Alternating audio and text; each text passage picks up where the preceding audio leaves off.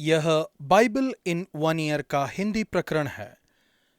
27वां दिन, सही पथ पर कैसे बने रहें। पीपा और मुझे लंबी दूरी तक पैदल चलना अच्छा लगता है, बल्कि मुझे ज़्यादा दूर जाना अच्छा लगता है और उसे थोड़ी दूर जाना अच्छा लगता है। इसलिए हम मध्यम दूरी तक जाने के लिए समझौता कर लेते हैं। ज़्यादा समय नहीं हुआ, हम साउथ डाउन्स में काफ़ी दूर चले गए थे। हम दोनों को ही दिशा की ज़्यादा जानकारी नहीं थी और हम नक्शा साथ में ले जाना भूल गए थे। किसी तरह से हम सही मार्ग पर पहुंच गए और अंत में किसी के खेत में पहुंचे। यह साल के सबसे छोटे दिनों में से एक था और जल्दी ही रोशनी धुंधली होने लगी। ऐसा लगा कि जहां पर हमने अपनी कार पार्क की थी, वहां पर जाने के लिए हमें एक खेत को पार करना पड़ेगा, जहां पर गायों का एक बड़ा झुंड था। जब हम उनके पास पहुंचे तो उनमें से कुछ ने हमें मित्रवत तरीके से घेर लिया और हमारा रास्ता रोक दिया, जबकि कुछ गायें डर के मारे खेत में इधर उधर भागने लगीं। हमने यकीन कर लिया था कि हमें गायों को खदेड़ते हुए कीचड़ के ढेर में से होकर गुजरना पड़ेगा या भयभीत गायों को बाड़े में ले जाने के लिए किसी किसान को क्रोधित करना पड़ेगा। हमने काफी ढलान वाले और फिसलन वाले मार्ग पर से तेजी से निकलने का फैसला किया। पीपा को ज्यादा दूर चलने की इच्छा थी। अंधेरा बढ़ रहा था और सही मार्ग पर आने का कोई उपाय नजर नहीं आ रहा था। चीजें अच्छी नजर नहीं आ रही थी। शुक्र है किसी तरह से हम सही मार्ग पर वापस आ गए। बड़ी राहत मिली। हमने सोचा कि भविष्य में हम हमेशा नक्शा और छड़ी अपने साथ रखेंगे। सही मार्ग पर बने रहने से यह हमें विश्राम करने, एक दूसरे से बातें करने और सामान्य रूप से अपने संबंधों के लिए बेहतर साबित होता है। बाइबल में परमेश्वर के मार्ग का उपयोग कई बार किया गया है, वह मार्ग जो जीवन की ओर ले जाता है। भजन संहिता 17 का 1 से 5। परमेश्वर के मार्ग पर बने रहने का निर्णय लें। दाऊद कहता है, मेरे पांव तेरे पथों पर स्थिर रहें, फिसले नहीं। पथ के लिए इब्रानियों में इस शब्द का अर्थ पटरी है, व्हील ट्रैक्स। दाऊद परमेश्वर के पथ पर बने रहने के लिए दृढ़ संकल्पित है। परमेश्वर के पथ पर बने रहने के लिए आपको इन्हें जांचना जरूरी है। नंबर 1, आपका हृदय। आप क्या सोचते हैं? तूने मेरे हृदय को जांचा है, तूने रात को मेरी देखभाल की, तूने मुझे परखा, परंतु कुछ भी खोटापन नहीं पाया। नंबर 2, आपके शब्द। आप क्या कहते हैं? मैंने ठान लिया है, मेरे मुख से अपराध की बात नहीं निकलेगी। नंबर 3, आपके पांव। आप किन जगहों पर जाते हैं? मेरे पांव तेरे पथों में स्थिर रहे, फिसले नहीं। प्रभु, मुझे अपने पथ पर बने रहने में मेरी मदद कीजिए, मेरे पांव कभी न फिसलें। मुझे दिन रात अपने विचारों को जांचने में मेरी मदद कीजिए। मैं जो कुछ भी कहूं या करूं, उसमें आपके विरुद्ध कोई पाप न करने में मेरी मदद कीजिए। नया नियम, मत्ती 19 का 1 से 15 तक। अपने संबंधों में परमेश्वर के पथ पर बने रहें। आपके खुद के जीवन के लिए और समाज के लिए संबंधों पर यीशु की शिक्षा बहुत ही महत्वपूर्ण है। नंबर 1, विवाह का महत्व।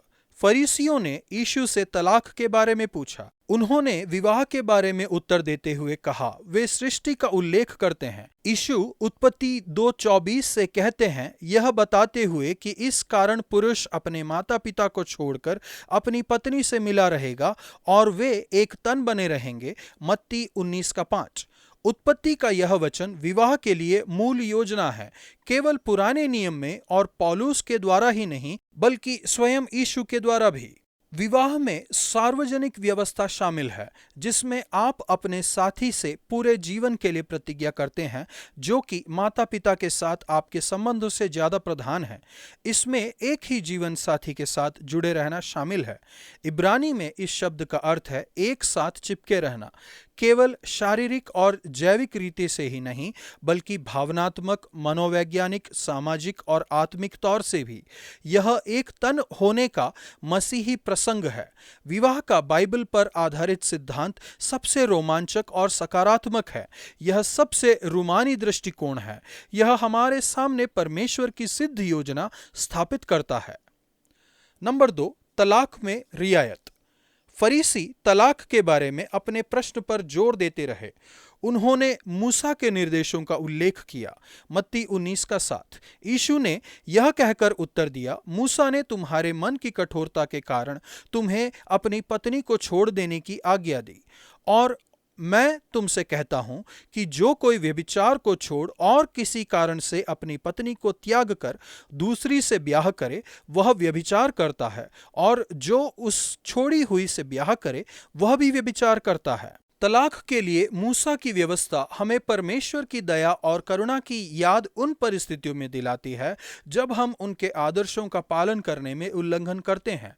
लेकिन यीशु कहते हैं कि तलाक कभी भी मान्य नहीं है। जिन लोगों ने विवाह टूटने के दर्द का अनुभव किया है, वे अपने कष्टों के बारे में आज के पुराने नियम के पद्यांश में से याकूब के दुखों का वर्णन सही पाएंगे। खुद के और दूसरों के विवाह को बचाए रखने के लिए हमें जितना संभव हो सके प्रयास करना चाहिए, और जिनका तलाक हो गया है उन्हें ज्यादा से ज्यादा तसल्ली देनी चाहिए, ना कि एलिपेज की तरह दोष लगाना। नंबर 3, कुंवारेपन के लिए बुलाहट। यीशु 3 तरह के कुंवारेपन, अकेलेपन के बारे में बताते हैं। पहला, अनुवांशिक, जो माता के गर्भ ही से ऐसे जन्मे। दूसरा, अनैच्छिक कुंवारापन, जिन्होंने कभी नहीं चाहा, नहीं अपनाया। तीसरा, ऐच्छिक कुंवारापन, जिन्होंने स्वर्ग राज्य के लिए अपने आप को कुंवारा बनाया है। कुंवारापन स्थायी या अस्थायी हो सकता है, लेकिन इसे नए नियम में दूसरा सबसे अच्छे रूप में कभी भी मान्य नहीं किया गया है। विवाह और कुंवारापन दोनों उच्च बुलाहट हैं, और नए नियम के अनुसार दोनों के फायदे और नुकसान हैं। नंबर 4, बच्चों को प्राथमिकता देना। यीशु के शब्दों ने बच्चों के प्रति उस समय के कई लोगों के व्यवहार को चुनौती दी। प्राचीन काल में समाज अक्सर बच्चों को समाज के घेरे पर रखा करते थे। प्राचीन समय की ब्रिटिश कहावत का इस्तेमाल करते हुए उन्हें इस तरह से रखा जाता था कि वे देख पाएं पर सुन न पाएं। परमेश्वर का पथ बिल्कुल अलग है। यीशु अपने हाथ छोटे बच्चों पर रखकर उनके लिए प्रार्थना करते थे। जब शिष्यों को लगा कि बच्चों के कारण वे विचलित न हों, तो यीशु ने उनसे कहा, बालकों को मेरे पास आने दो और उन्हें मना न करो, क्योंकि स्वर्ग का राज्य ऐसों ही का है। उन्होंने दर्शाया कि बच्चों को हमारे जीवन में ज्यादा प्राथमिकता दी जानी चाहिए। माता पिता होने के नाते बच्चों को प्राथमिकता देना बहुत ही महत्वपूर्ण है, और यह न समझना कि उनके कारण हमारे कार्य में या सेवकाई में परेशानी आ रही है। प्रभु हमारी सहायता कीजिए कि हम पारिवारिक जीवन के लिए अपने खुद के जीवन में और एक समाज के रूप में आपके पथ से भटक न जाएं। पुराना नियम, अय्यूब 4:1-7-21 तक। परमेश्वर के पथ पर बने रहने में दूसरों की मदद करें। मैं अपने दोस्त का बहुत आभारी हूं जिन्होंने मुझे सही पथ पर बने रहने में मदद की। हालांकि कभी कभी हमारे दोस्तों में गलतफहमी होना और चीजों को गलत समझना संभव है। इस पद्यांश में हम एक विपरीत स्थिति को देखते हैं जिसमें अय्यूब अपने दोस्तों को सही पथ पर बने रहने में मदद करता है, और एलिपज जो याकूब के लिए फायदेमंद साबित हुआ। कभी कभी लोग पूछते हैं, क्या बाइबल में हर एक शब्द सत्य है? मेरा जवाब हमेशा हाँ होता है, लेकिन अन्य पुस्तकों की तरह इस पुस्तक का अर्थ भी समझना जरूरी है। अर्थ निकालने का एक नियम यह है कि हमें प्रसंग के अनुसार अर्थ निकालना चाहिए। इस पद्यांश में आज हम अय्यूब के मित्र एलिपस के शब्दों को पढ़ेंगे। हमें इन शब्दों की इस सच्चाई के प्रकाश को पढ़ना जरूरी है कि अंत में प्रभु ने तेमानी एलिपस से कहा, मेरा क्रोध तेरे और तेरे दोनों मित्रों पर भड़का है, क्योंकि जैसा ठीक बात मेरे दास अय्यूब ने मेरे विषय में कही है, वैसी तुम लोगों ने नहीं कही। इस पद्यांश में हम जो शब्द पढ़ते हैं वह सही है। कष्ट के मामले में अय्यूब के दोस्तों ने काफी साधारण उत्तर दिया। उनका निदान अक्सर सीधा साधा, धर्मपरायण और अवास्तविक रहता था। दूसरी तरफ अय्यूब यथार्थवादी और ईमानदार था, जबकि वह दर्द, रात में नींद न आना, दुख और पीड़ा से जूझ रहा था। उसका दुख उसके कर्मों का परिणाम नहीं था, जैसा कि एलिपज और उसके दोस्तों ने सुझाया था। अय्यूब खराई से पूछता है, मुझे बताओ कि मैं कहाँ गलत रहा। परमेश्वर की आत्मा हमेशा हमें विशेष पाप के बारे में बताती है, जबकि एलिपज और उसके दोस्तों ने उससे ऐसा कहा, अवश्य ही तूने ऐसे काम किए होंगे जिससे तुझ पर यह भारी दुख पड़ा है। जो दुख में है, कोई जरूरत नहीं कि वे अपने पापों के कारण इस दुख में पड़े हैं। यदि ऐसा होता तो परमेश्वर ने हमें यकीन दिलाया होता और उस विशेष पाप को हमें भी दिखाया होता। एलिपज और उसके दोस्तों ने सलाह दी, जो कि सच्चाई और अधर्म का मिश्रण था, और उनके शब्द का सही अर्थ निकालना जरूरी है। एलिपज ने एक बात कही जो शायद सही है कि अय्यूब ने लोगों को परमेश्वर के पथ पर बने रहने में मदद की। सुन, तूने बहुतों को शिक्षा दी है और निर्बल लोगों को बलवंत किया है। गिरते हुओं को तूने अपनी बातों से संभाल लिया और लड़खड़ाते हुओं को तूने बलवंत किया। 4:3 और 4। आपका काम सिर्फ पथ पर बने रहना ही नहीं है, बल्कि आपको अय्यूब की तरह अपने कार्यों और अपने शब्दों द्वारा दूसरों की मदद भी करनी चाहिए। प्रभु, मेरे सभी दोस्तों के लिए मैं आपको धन्यवाद देता हूं, जिन्होंने मुझे पथ पर बने रहने में मदद की है। जो लोग दुखी हैं उनके लिए सच में आराम पहुंचाने वाला बनने में, जो डगमगा रहे हैं उनके लिए सहारा बनने में, और जो लड़खड़ा रहे हैं उन्हें ताकत देने में मेरी मदद कीजिए। आपके पथ पर चलने में और आपके पथ पर बने रहने में एक दूसरे की सहायता करने के लिए आप हम सब की मदद कीजिए।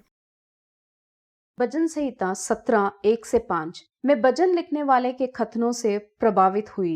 मेरे मुंह से अपराध की बात नहीं निकली। पद 17। इसका मतलब है कि अपने सारे शब्दों के प्रति सचेत रहें। काम के समय के बाद भी हम जो कहते हैं वह सच में मायने रखता है।